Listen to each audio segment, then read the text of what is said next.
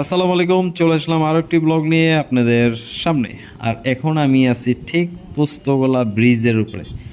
আজকে আপনাদের একটা কিছু কথা বলি, যেটা হইতেছে আমরা যেসব ইঞ্জিন অয়েলগুলো ব্যবহার করি বা আমরা মোবিলগুলো ব্যবহার করি, আর আমরা যেসব মোবিলগুলো পেয়ে থাকি, সোজা ভাষায় মোবিল, আর একটু কঠিন ভাষা হচ্ছে ইঞ্জিন অয়েল। তবে ইঞ্জিন অয়েলটাই বলা দরকার, মোবিলটা বলা দরকার, দুটোটাই বলা দরকার, যেটা বাদ দেন।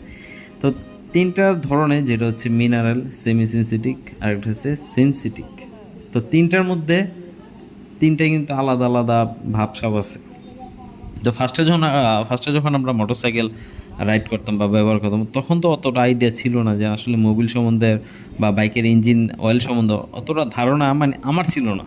যখন একটু আমি এটা নিয়ে একটু ঘোটলাইলাম, তখন দেখতে পারলাম বেশিরভাগ মোটর সাইকেলে আমরা মিনারেল অয়েলটা প্রাধান্য দিয়ে থাকি, ব্যবহার করে থাকি। আর মিনারেল অয়েলের দাম অনেকটা কম, তেমন একটা বেশি না। একটা মিনারেল অয়েল দিয়ে আপনারা সর্বোচ্চ একটা বাইক 800 থেকে 1000 কিলো ভিতরে চালাতে পারবেন, বা 1000 কিলোই ব্যবহার করা উচিত। এটা কিন্তু বেশি ব্যবহার করা উচিত না, যেটা মিনারেল।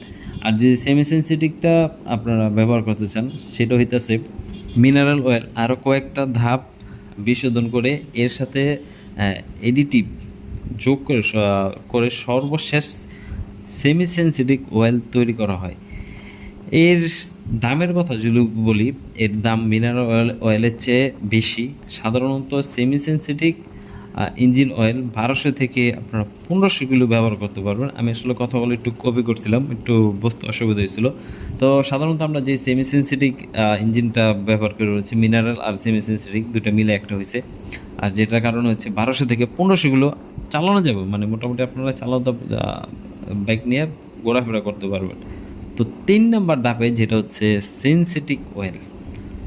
সিনথেটিক অয়েল এটা মানে কি বলবো, আর এটা পারফরমেন্সের বিষয় আলাদা। সিনথেটিক অয়েল ল্যাবের তৈরিকৃত একটি বিশেষ মিশ্রণের তেল বা সর্বোচ্চ পারফরমেন্স নিশ্চিত করতে সাহায্য করে। ব্যাপারটা হইতেছে যে আমরা যে সেমি সেন্সিটিভ ইঞ্জিন অয়েলটা ব্যবহার করি, এটা ইঞ্জিনের সর্বোচ্চ পারফরমেন্স দেওয়ার জন্য সাহায্য করে।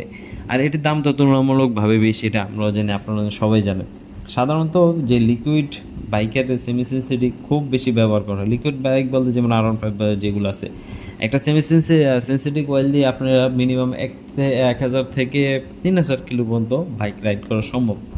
তবে আমি এতটা ব্যবহার করি না, আমি এর আগেই চেঞ্জ করে ফেলি, হয়তো 1500 বা 2000 এর মধ্যে আমি পরিবর্তন করে ফেলি। আমি টিভিএসের ওইটা ব্যবহার করি, এটা ব্যবহার করে আমি খুবই ভালো পারফরমেন্স পাচ্ছি।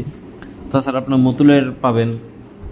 তারপরে আরও যেসব ব্র্যান্ডগুলো আছে, ওইসব ব্র্যান্ডের সেমি সেন্সিটিভ বা সেন্সিটিভ ইঞ্জিন অয়েলগুলো আপনারা ব্যবহার করতে পারবেন। কারণ একটা ইঞ্জিন অয়েলের উপরে অনেক কিছু ডিপেন্ড করে। যেটা হইতেছে, আমরা যদি ইঞ্জিনিয়ারকে ভালো রাখতে চাই বা ভালো একটা ফলাফল পাই, তাহলে আমার মতে সেমি সেন্সিটিভ ইঞ্জিন অয়েলটা ব্যবহার করা উচিত। আর ইঞ্জিন অয়েলের সাথে আপনারা অয়েল ফিল্টারটাও পরিবর্তন করার চেষ্টা করবেন। কারণ নিজের যেমন একটা পরিপাটি দরকার আছে, বাইকেরও ওরকম একটা পরিপাটি দরকার আছে।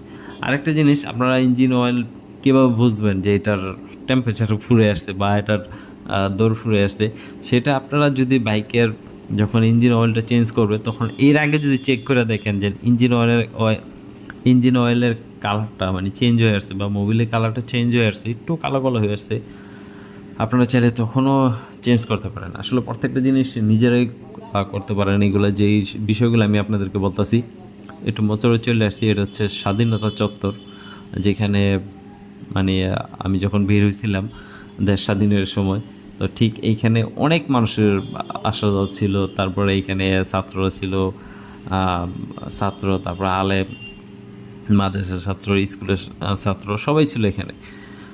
খুবই একটা হইহুল্লাস পরিস্থিতি ছিল। আর এখানে হইহুল্লাস বলতে আরেকটু পরিস্থিতি খারাপ ছিল।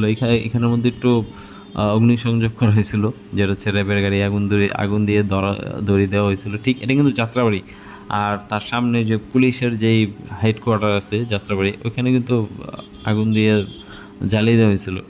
তো সব কিছু মারামারির পর আমরা একটা সুন্দর একটা দেশ পাইছি এখন বর্তমানে, যেটাকে সবাই বলে এখন স্বাধীন রাষ্ট্র।